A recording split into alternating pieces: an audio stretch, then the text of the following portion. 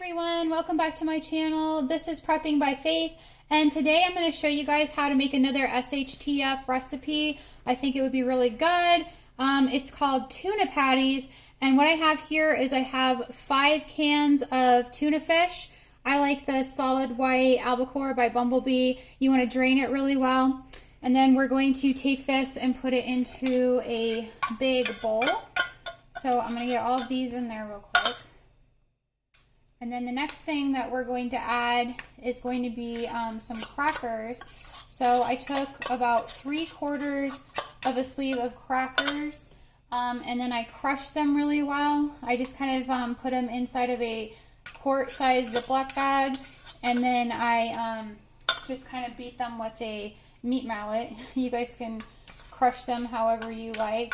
So we're going to get these in here really quickly, and we're going to add about 1 egg per can of tuna fish. So I found that about 5 of these cans is pretty good for my family of 4. That way we have a few leftovers. We like to eat them the next day for lunch. We take them and just kind of put them on some bread with some mustard. It makes a really good quick lunch the next day. So I'm just going to kind of chunk this up a little bit because I don't want giant pieces of tuna fish in here. So you want to chunk these up really well. And then I'm going to dump these crackers in here really fast. So we're going to put these in there. And then I'm going to get my eggs in here. So there's 1, 2, 3, and you're going to mix this up with your hands. I know it sounds a little gross, but you want to make sure you get the consistency right, because you want it about the consistency of hamburger meat. That's what we're going for here. So 1, 2, 3, 4, 5 eggs in there. Okay, so we're going to put some garlic salt in here. I like garlic salt in here. If you guys don't want garlic salt, then you can put garlic powder. And then I'm going to put some black pepper in here. Not too much, just a decent amount. And then I'm going to get in here and start kind of mixing this together. And I was thinking about this recipe, and I thought a lot of us probably don't know what to do with tuna fish that we have. Everybody knows about making tuna salads and that sort of thing, and tuna casseroles, but this is one way that you can use up some of that tuna. If you guys have some that's getting up on an expiration date and you want to just replace it with something, some fresh, some more tuna fish. And then if you didn't have eggs in an SHTF, you could always use an egg substitute. You could use you basically just want a bonding agent to get this stuff to stick together. You could use the freeze-dried egg powder from Augustin Farms. And then in place of crackers, you could use breadcrumbs of some sort. If you have stored up a lot of flour and yeast and, you know, the ingredients you need to make bread, then you could go ahead and use a leftover piece of bread and make your own breadcrumbs in an SHTF to put in something like this. So this is just some ideas for you guys. And then as far as, I'm going to dump this. I also have some onion over here. So you want to have some finely diced onion. That's going to get mixed in here as well. I probably have about 1/2 of an onion here. So if you didn't have fresh onion, you could also use the dehydrated onion in this recipe. So I'm going to mix this in here really well. It's just going to bring some more flavor to this. It kind of reduces that fishy taste. I like to use sweet onion, but you guys can use whatever onion you like. If you like red onion or you like yellow onion, you can use something like that in this recipe as well. And then what I'm going to do is I'm just going to take these and I'm going to start forming them into about the size of like a smaller, you know, a hamburger patty that you would want. And you're just going to start collecting them on your plate here. And you can have some a little bit bigger, some a little bit smaller. They don't have to be perfect. I try to make them about the same size just because I think that it's going to make it easier for them to cook more evenly.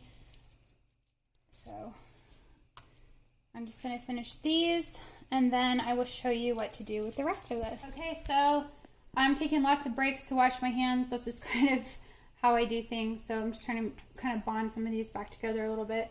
And then we're just going to drop them in some hot oil here. I probably got this on about, oops, I got this on about 7. It's a little hot. I'm probably going to back this down just to slow side. So you want to cook this on about medium high. And you want a good amount of oil in there. I probably put about, it's hot. Ooh, it's popping. Sorry. I'm trying to get these in here without getting myself scorched. Yeah. That kind of splashed over a little bit. I want that going on there. So I gotta slide some of these over to make a little more room here. So I'm gonna get this last little bit. I do not like frying things. I'm not gonna lie to you guys. It's not like my favorite thing in the world. So I don't really prefer this, but okay, so I get all these down in here and we're just gonna let them cook until they're nice and golden brown. So I want to cook them about somewhere between 5 and 7 minutes on each side. And then if they're still not quite where I think they need to be, I'm gonna flip them over and continue to brown them. That's kind of how I would suggest you guys do this. I will show you what they look like once I've got them all flipped over on one side. Okay guys, so I have gone ahead and flipped all of these over. You see how they're a nice golden brown color. That's the color that we're looking for. So I've got to get this other side cooked for another 5 to 7 minutes. And then when they're completely done, I'll show you what they look like completely done, but this kind of gives you an idea. I think I had that oil just a little bit too hot when I dropped those in there because I had turned it on while I was putting everything together over there to show you guys. You want to have your oil hot, but probably not quite as hot as I had it. So I have this on medium high, and I probably put about maybe a ½ inch of oil, somewhere between 1/4 to ½ inch of oil in my pan. You can use whatever oil it is that you like to cook with. So I will show you what this looks like when it's all done. So I think these are nice and done. I'm just gonna pull them out of here. You wanna have a plate ready. I like to put a bunch of paper towel on it just to kind of drain all of that excess grease. And I did not turn this off. Okay, so I turn on a vent fan when I'm cooking this just because of the fish smell. I wanna make sure I'm kind of getting that out of my house. I would suggest you do that. I just didn't have it going when I first showed you guys because of the noise. I wanted to make sure you'd be able to hear me. So I will show you kind of what these look like on the other side. They just kind of look exactly the same. That's what we want. We want to make sure that we get all of that egg nice and cooked since it's a raw egg that we're dealing with. And then that's really all there is to this. I like to serve it with some macaroni and cheese and some pork and beans. You guys can serve it with whatever that you like. We've found over the years that that's something that the kids really enjoy. And like I said, any of these leftovers are really good as a sandwich the next day. So if you guys have enjoyed this video, please like, share, and subscribe to my channel. God bless.